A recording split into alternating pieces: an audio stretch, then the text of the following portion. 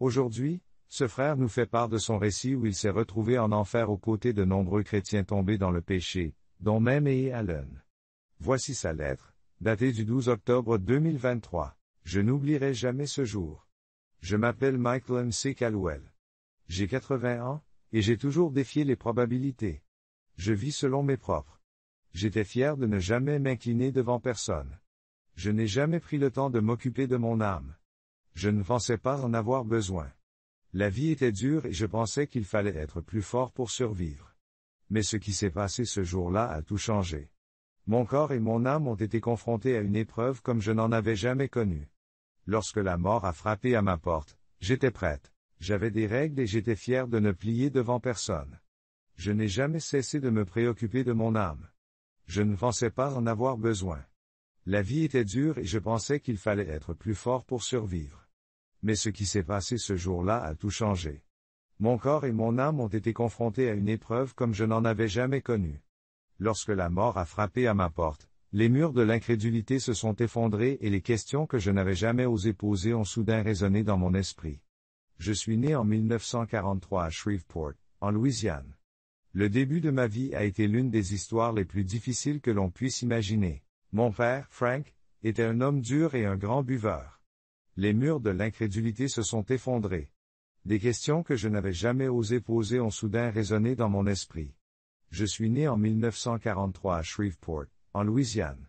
Le début de ma vie a été l'une des histoires les plus difficiles que l'on puisse imaginer. Mon père, Frank, était un homme dur, qui buvait beaucoup. Grandir sous sa fureur peut vous priver de votre innocence. Ma mère est partie un jour et n'est jamais revenue. À cet âge, l'amour et la confiance étaient des concepts étrangers. Au fil des années, quelque chose en moi s'est brisé et a durci les blessures de l'enfance. Cela a fait de moi un homme têtu et amer. La vie m'a mis à l'épreuve et j'ai construit des murs épais pour me protéger. L'enfance peut vous priver de votre innocence. Ma mère est partie un jour et n'est jamais revenue. À cet âge, l'amour et la confiance étaient des concepts étrangers. Au fil des années, quelque chose en moi s'est brisé et a durci les blessures de l'enfance. Cela a fait de moi un homme têtu et amer. La vie m'a mis à l'épreuve et j'ai construit des murs pour me protéger. Des murs que personne ne pouvait franchir. J'ai juré que personne ne connaîtrait jamais le vrai Mick. J'étais devenu un homme au cœur de pierre. Cela a changé le 12 octobre 2023. Ce jour-là, mon incrédulité s'est effondrée. Sans le savoir, j'ai mangé un champignon vénéneux. Ma conscience s'est évanouie et j'étais certain que personne ne connaîtrait jamais le vrai Mick. J'étais un homme au cœur de pierre. Mais le 12 octobre 2023, tout a changé. Ce jour-là, mon incrédulité s'est effondrée. J'ai mangé un champignon vénéneux. Ma conscience s'est évanouie et j'ai senti l'emprise froide de la mort.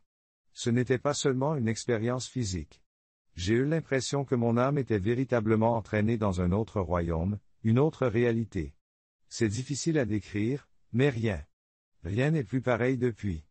Personne ne pense jamais que son voyage dans ce monde le conduira aux portes de la mort. J'ai senti l'emprise froide de la mort, mais c'était plus qu'une simple expérience physique. Mon âme a été entraînée dans un autre monde, une autre réalité. C'est difficile à décrire, mais rien n'a changé depuis. Rien n'est plus pareil depuis. Personne ne pense jamais que son voyage dans ce monde le mènera aux portes de l'enfer, mais c'est ce qui m'est arrivé lorsque j'ai perdu connaissance. J'ai ouvert les yeux et me suis retrouvé dans un sombre enfer. Une épaisse fumée noire m'enveloppait, et l'odeur du soufre emplissait mes poumons, me faisant suffoquer. Le sol se fissurait sous l'effet du feu, de la lave brûlante s'infiltrant dans les fissures. J'ai ressenti une peur profonde qui m'a glacé les os. Je peux vous dire avec certitude que lorsque j'ai perdu connaissance, j'ai été confronté à une vision de l'enfer. J'ai ouvert les yeux et j'ai vu un sombre brasier, une épaisse fumée noire enveloppant tout, et l'odeur du soufre remplissant mes poumons et m'asphyxiant. Le sol se fissurait sous l'effet du feu, de la lave brûlante s'infiltrant dans les fissures.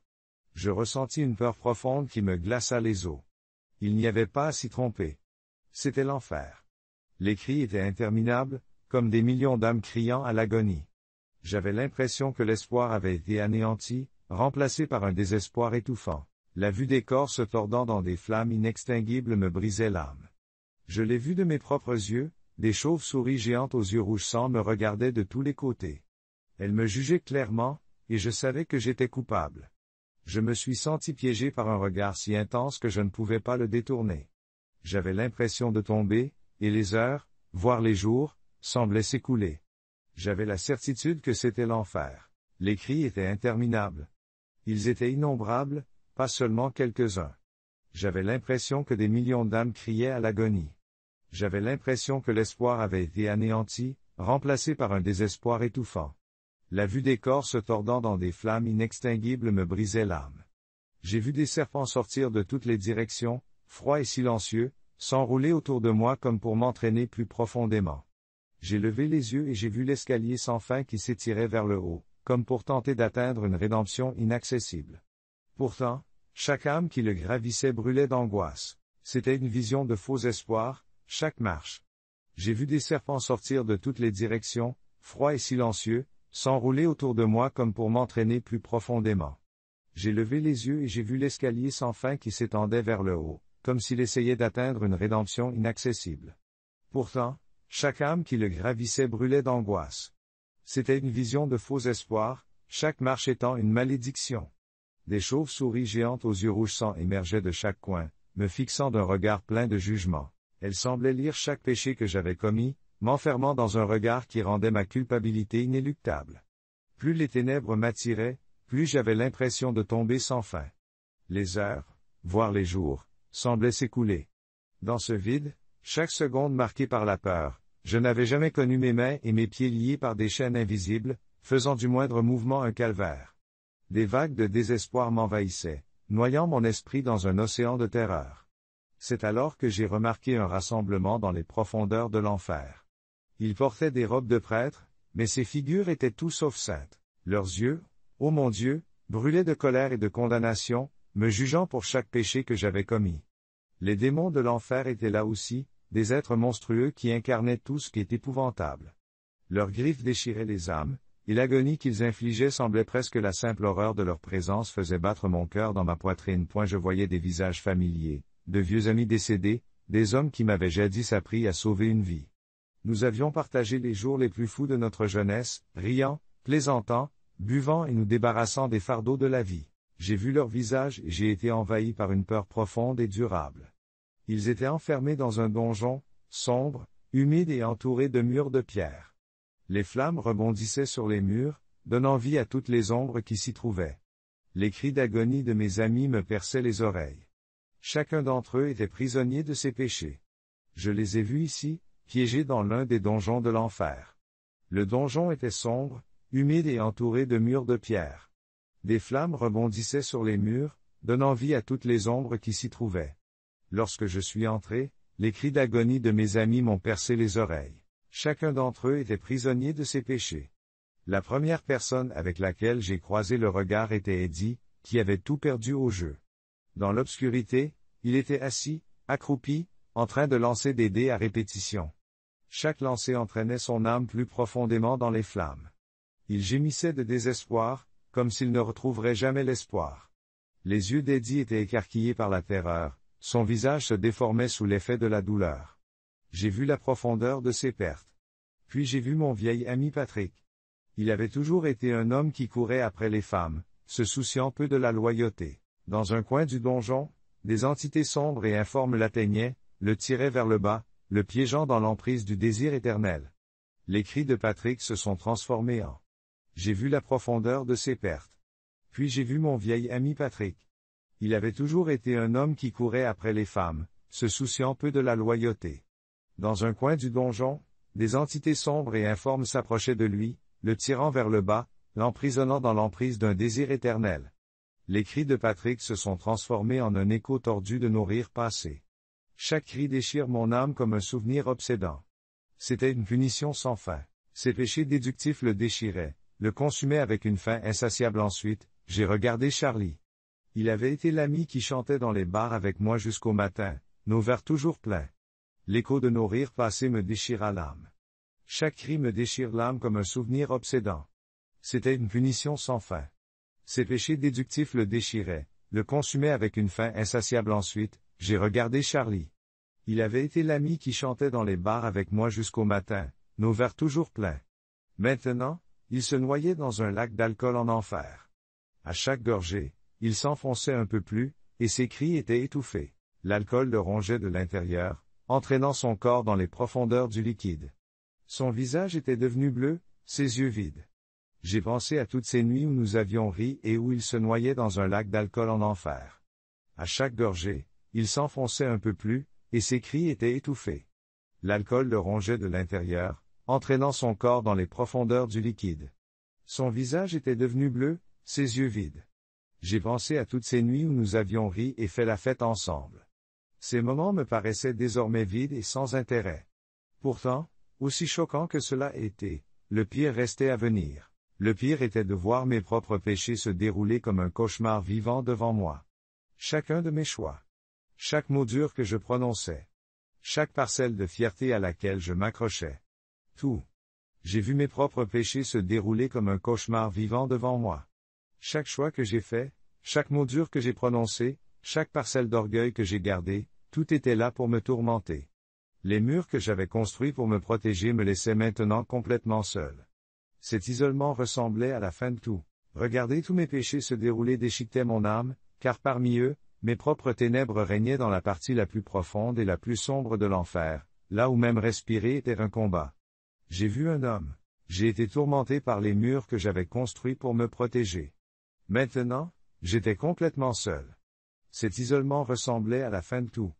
Regarder tous mes péchés se dérouler a déchiré mon âme car parmi eux, mes propres ténèbres régnaient dans la partie la plus profonde et la plus sombre de l'enfer, là où même respirer était une lutte. J'ai vu un homme se tenir devant moi. C'était un prédicateur, un guérisseur et un évangéliste renommé, ou du moins c'est ainsi qu'il s'était présenté.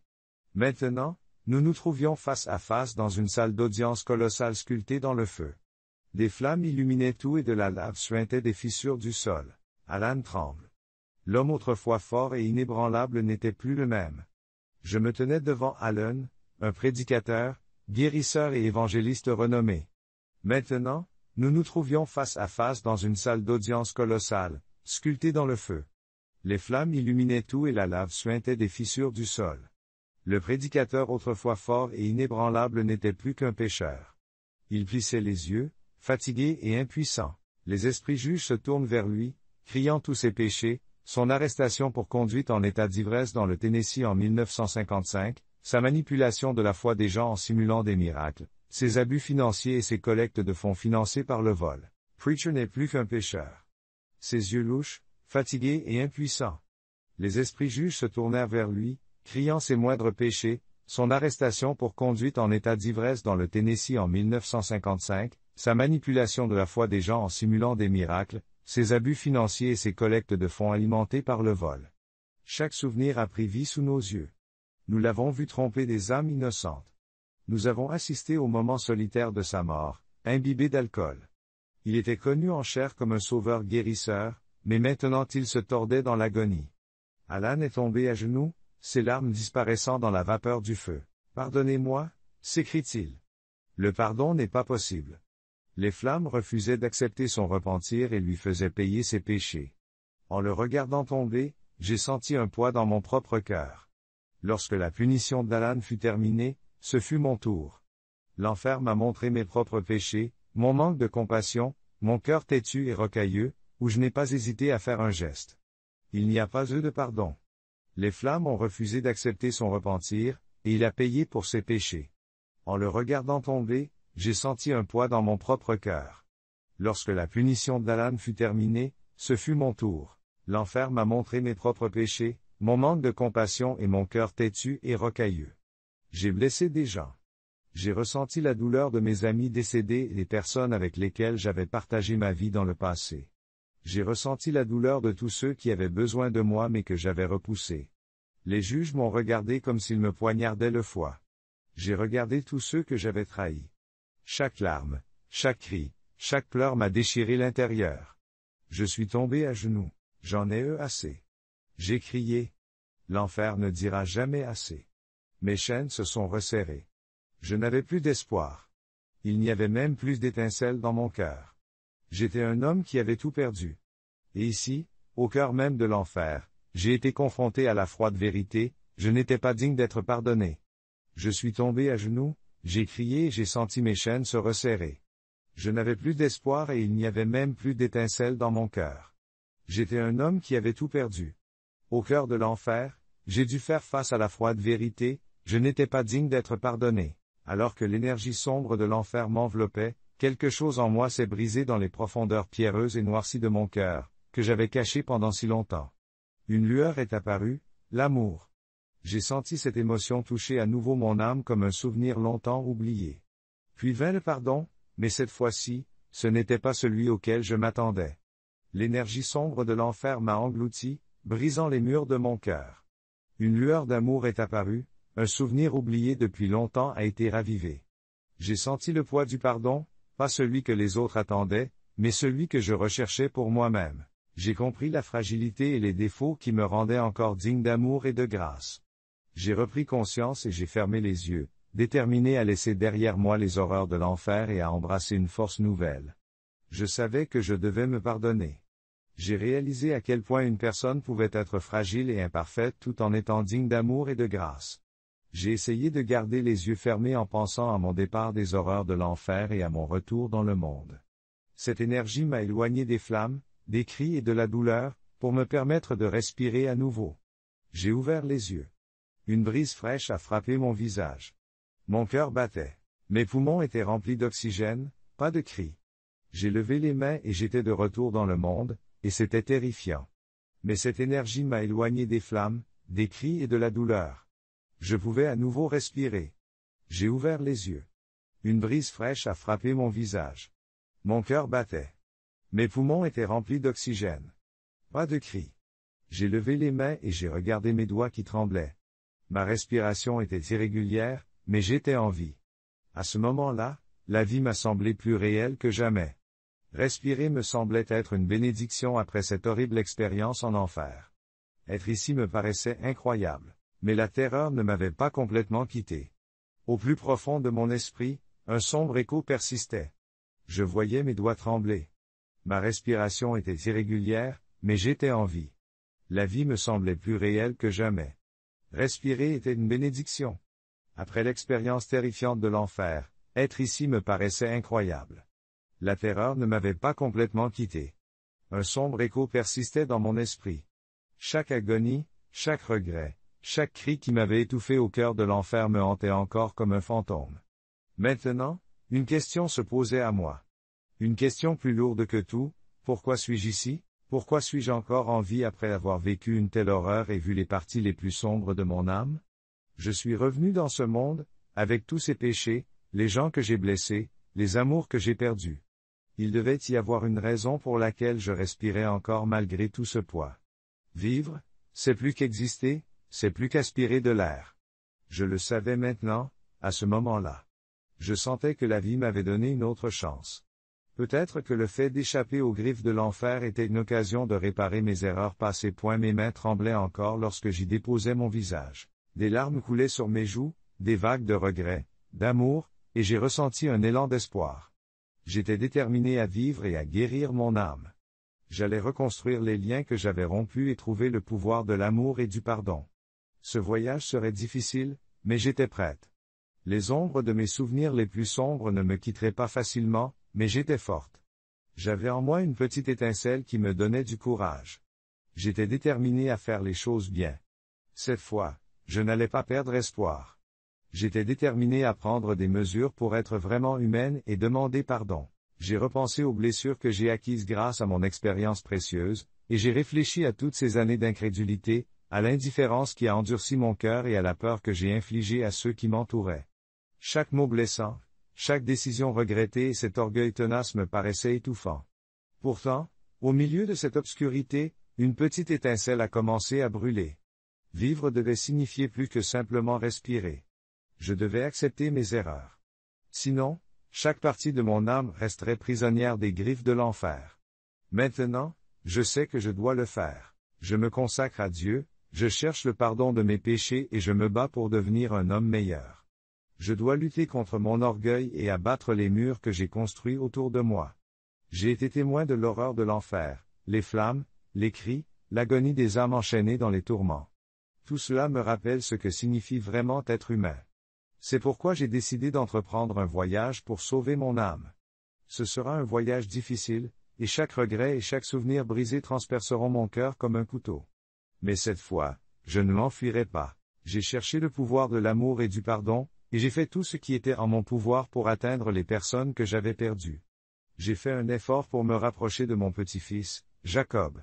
J'avais traité son innocence avec un cœur plus dur que la pierre, mais maintenant je voulais laisser cette époque derrière moi en passant du temps avec lui. J'ai essayé d'oublier le vieux Mick, l'homme têtu au cœur de pierre, même en jouant avec des petites voitures ou en racontant des histoires simples. J'ai senti un adoucissement en moi. Le sourire de mon petit-fils a été le premier signe que mon âme commençait à se réparer.